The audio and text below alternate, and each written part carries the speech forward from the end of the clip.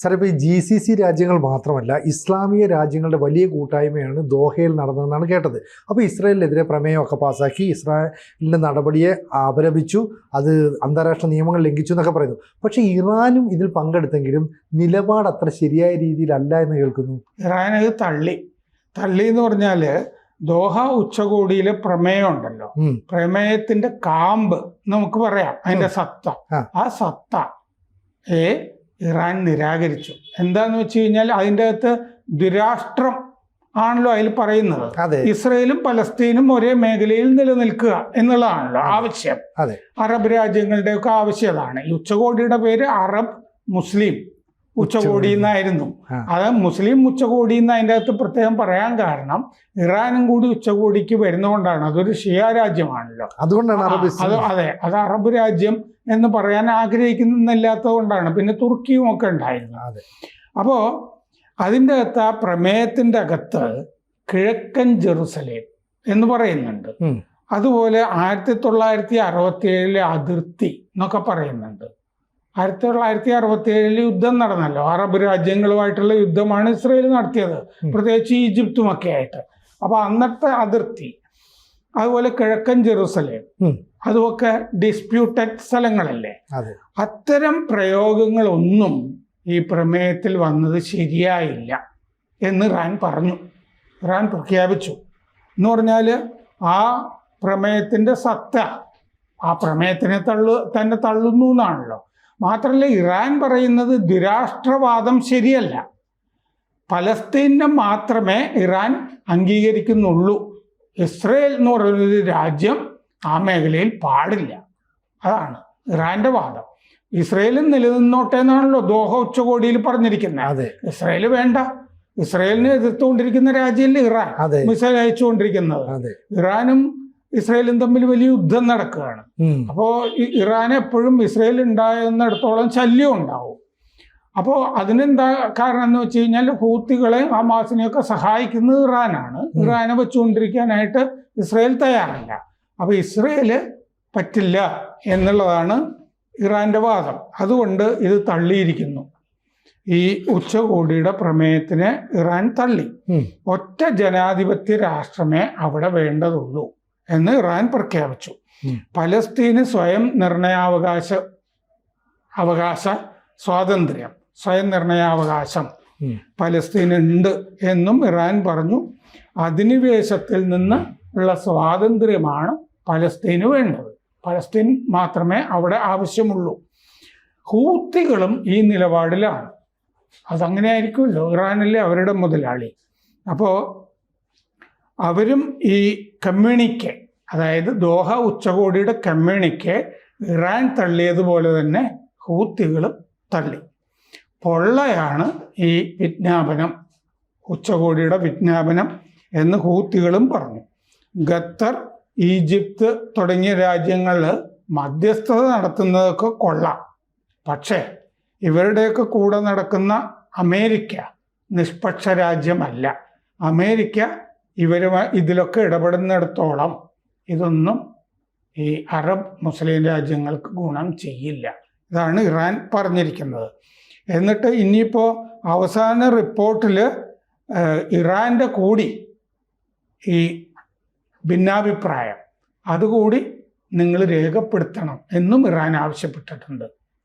നമ്മുടെ ഒന്നും അഭിപ്രായമല്ല ഇറാന് എന്ന് പറഞ്ഞിട്ടെ ചില ജഡ്ജിമാര് സുപ്രീം കോടതിയിലൊക്കെ ഭിന്നാഭിപ്രായം രേഖപ്പെടുത്തണം എന്ന് പറയില്ലേ. ശബരിമല വിധിയൊക്കെ വരുമ്പോ ഇന്ദിര ബാനർജി വേറെ അഭിപ്രായം പറഞ്ഞില്ലേ എന്ന് പറഞ്ഞതുപോലെ ഞങ്ങൾ ഇത് നിരാകരിക്കുന്നു, ഞങ്ങൾ ഇതിന് അനുകൂലമല്ല എന്ന് ഇറാൻ പറഞ്ഞതായിട്ട് ഇതിൽ രേഖപ്പെടുത്താനാണ് പറഞ്ഞിരിക്കുന്നത്. അപ്പോൾ ആ ഉച്ചകോടിയിൽ വന്നത് അറബ് ഇസ്ലാമിക് നാറ്റോ ഉണ്ടാക്കണം എന്നുള്ളതായിരുന്നു ഈജിപ്തിൻ്റെയും പാകിസ്ഥാൻ്റെയൊക്കെ അഭിപ്രായം.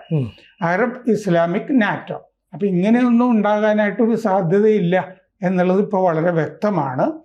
ഈജിപ്തിൻ്റെ നിർദ്ദേശം അതായിരുന്നു 40 മുസ്ലിം രാജ്യങ്ങൾ അതിൽ പങ്കെടുത്തു, പാകിസ്ഥാനും തുർക്കിയും ഉൾപ്പെടെ. അറബ് സൈനിക സഖ്യം വേണമെന്ന് അതിൽ നിർദ്ദേശം ഉണ്ടായിരുന്നു. ഏറ്റവും വലിയ സേന ഈ രാജ്യങ്ങളിൽ വെച്ചിട്ട് ഈജിപ്തിനാണ് ഉള്ളത്. അപ്പോൾ ആണവ ബോംബുള്ള ഏകരാജ്യം പാകിസ്ഥാനാണ്, മുസ്ലിം രാജ്യം. അതെ. അപ്പോൾ ഈ ഒന്നിച്ചുകൂടിയതിൽ രണ്ട് പ്രധാനപ്പെട്ട രാജ്യങ്ങൾ പാകിസ്ഥാനും ഈജിപ്തുമാണ്. ഇസ്രയേലിനെ മോണിറ്റർ ചെയ്യാനായിട്ട് സംയുക്ത ടാസ്ക് ഫോഴ്സ് വേണം എന്നൊക്കെ തീരുമാനിച്ചു. എർദോഗൻ പറഞ്ഞു ഒരു സാമ്പത്തിക ഉപരോധം ഇസ്രയേലിനെതിരെ വേണം എന്ന് എർദോഗൻ പറഞ്ഞു. ഇറാഖ് പ്രധാനമന്ത്രി അൽ സുഡാനി പറഞ്ഞു നാറ്റോ പോലെ ഒരു സംഭവം നമ്മൾ ഉണ്ടാക്കണം, അറബ് ഇസ്ലാമിക് നാറ്റോ എന്ന് പറഞ്ഞിട്ട്.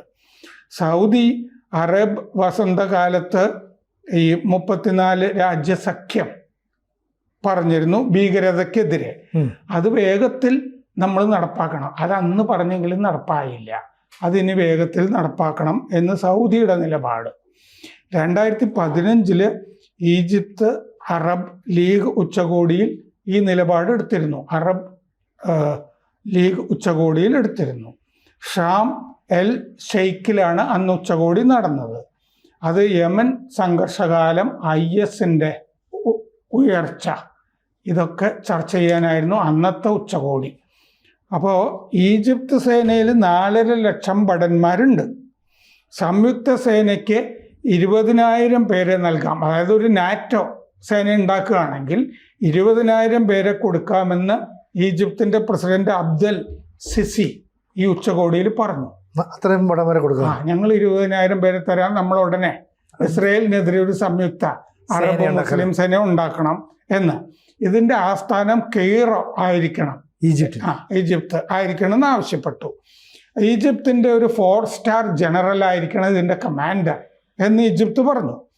22 അറബ് ലീഗ് അംഗങ്ങൾ ഊഴം വെച്ച് ഈ കമാൻഡർ സ്ഥാനം പങ്കിടാം, മാറി മാറി എന്ന് നിർദ്ദേശം വച്ചു.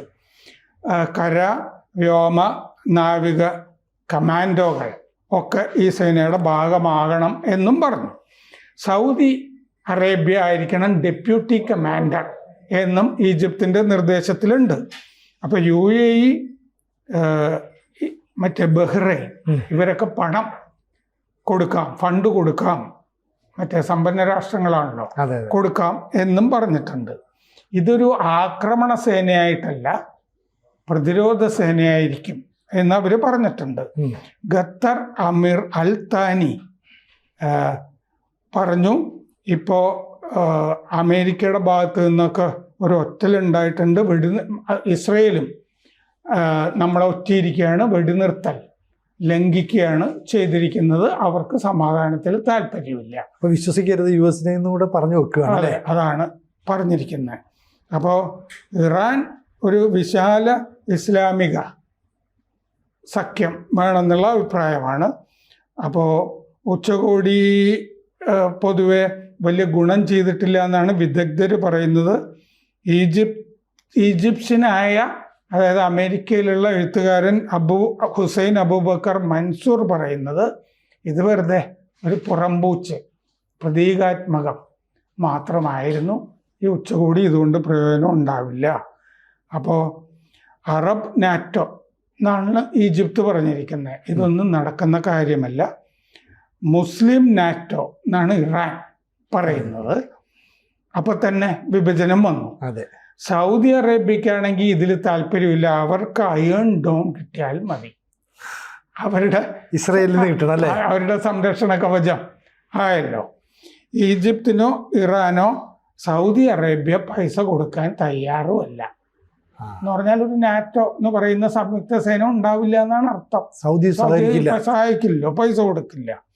അപ്പോൾ ഇതിൻ്റെ ഒരു ഫലം നോക്കിയിട്ട് അദ്ദേഹം പറയുന്നത്, ഹുസൈൻ അബൂബക്കർ മൻസൂർ പറയുന്നത്, ഈ ഉച്ചകോടിയിൽ നടന്നിട്ടുള്ളത് കുര മാത്രമാണ്, കടിയുണ്ടാവില്ല.